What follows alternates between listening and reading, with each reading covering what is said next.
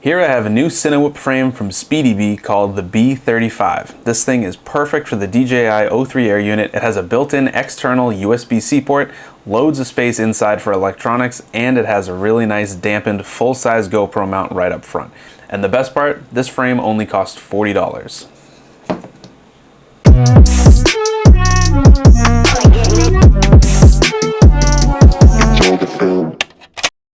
The B35 frame here has a lot of nice features, so let's get right into it. I really like the overall setup of Cinewhoop frames like this because they're nice and easy to work on. The way that this goes together, you have 4 screws.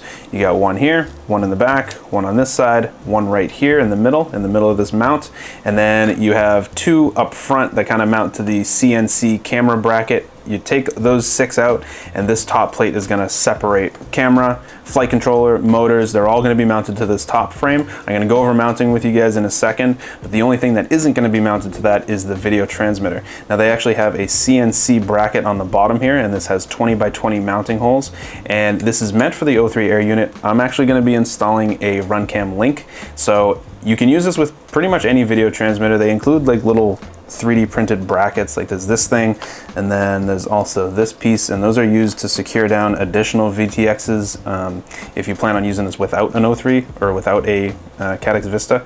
So you can pretty much mount any VTX to it, but this is made of CNC aluminum and is going to help with heat dissipation and with durability. So since the VTX is sitting on the bottom, and as you can see it kind of sticks out a little bit, this is just going to help with overall durability and is a really nice design. You also have a cutout right over on this side, so if you do choose to use an O3 Air unit, you'll have easy access to the USB and the micro SD card. Looking at the back of the drone, we've got tons of mounting options for antennas. We have the Immortal T antenna mount right here. This one is meant for the O3 antenna, the standard O3 antenna. Beside that, on the sides, you can see kind of little holes. Those are for just standard antenna tubes. We have an SMA mount right here. There's a GPS. My personal favorite function of this entire piece is hiding underneath the GPS, and this is where we have our external USB access. So what they've done is you actually have a external USB. There's a wire that goes through here, and they include these with the frame. You get 2 of them. You get a USB-C and a USB mini or micro, USB micro. But pretty much you have the USB right here. There's a wire that goes through that. The other end is going to connect to either one of these, whichever one your flight controller has, whether it's USB-C or USB micro, and now you have external USB access. I think if you didn't have that, you still could access the flight controller USB. Depends on what flight controller you're using. If you're using one that has the USB facing up, you probably won't have access to it, but if you have one that has it kind of like on the side, you could potentially get it through here. But you have the external USB, so why not use it? Let's take a look at the flight controller mounting. Actually, before I do that, I'm going to take this off. The way that they have the battery strap, I actually really like this design.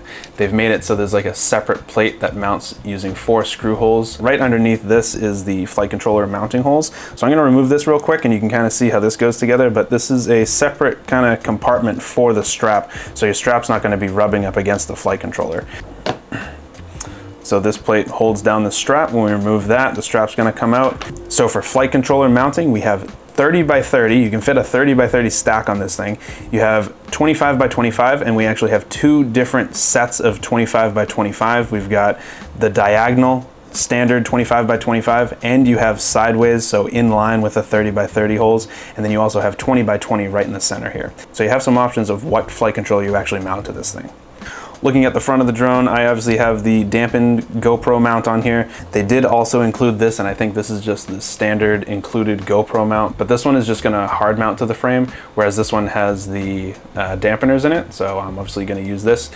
Underneath the GoPro mount, we have our camera dampening. Now this design is very similar to the Master 5 V2. It's the same CNC style brackets. What they've done differently on this one though is right in the middle we have these yellow rubber pieces, and this is actually how they're getting away with the vibration dampening for the O3. So even if you're not using an O3, I think this is gonna come in handy. But this is gonna help with any jello that you see in the image when you're stabilizing and even when you're flying. So these just kind of sit right in the middle there, and then you put your camera in and the screws go right through that, and you have jello-free video. Motor mounting on this is 12 millimeters by 12 millimeters. The carbon fiber plate is about 3 millimeters thick, so not a lot of flex. And finally, looking at the ducts, or I guess I should say prop guards, these are made of plastic and they do feel pretty solid.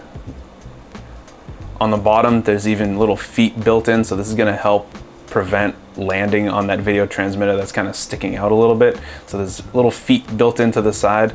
And I'm not sure if this is gonna be something that they include in a pre-built version, but if you look in the side of the ducts, this actually looks a lot like the Flylens 85 duct, where there's a groove that's meant for LEDs. So I don't know if they're gonna include LEDs, cob LEDs on a pre-built version, but you could definitely fit some LEDs in here and your drone could have LEDs on it. Look pretty cool. All right, so I wanted to make sure that I went over everything. SpeedyBee has definitely been putting in a lot of work on their frames, and there's a lot to cover.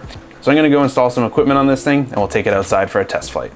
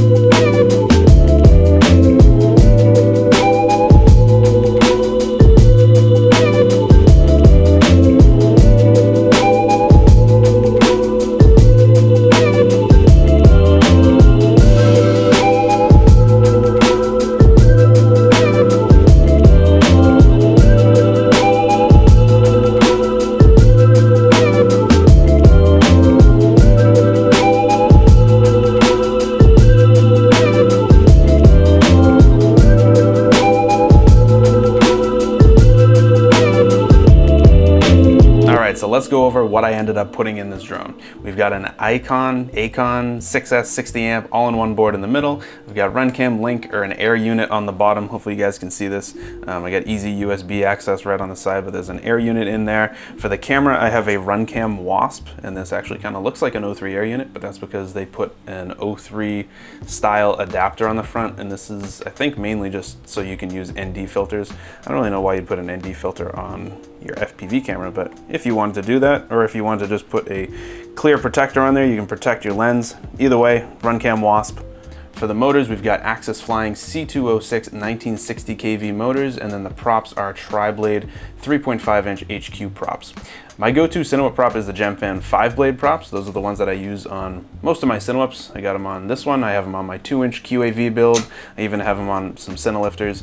I ordered some 3.5 inch 5-blade props for this, but they haven't come in yet, so I was just primarily testing out these tri-blades. So that flight was on a stock Betaflight tune on 4.4.2. It flew pretty good. Then again, I'm looking at the tune through this vibration dampened camera, so there could be some minor vibrations in there that you're not going to see. I love having dampened mounts for the GoPros, so I really like that they're making a version like this. I do wish that there was an STL available for a naked GoPro mount, because that's what I'm going to mainly be using on this drone. I'll probably end up designing one, and when I do, I'll include a link to that down below. I love all the antenna mounting options that we have in the back here, as well as the external USB. That is my favorite feature of this frame. This is the only frame that I have that has an external USB like this. But yeah, you have tons of antenna mounting possibilities back here, as well as a GPS.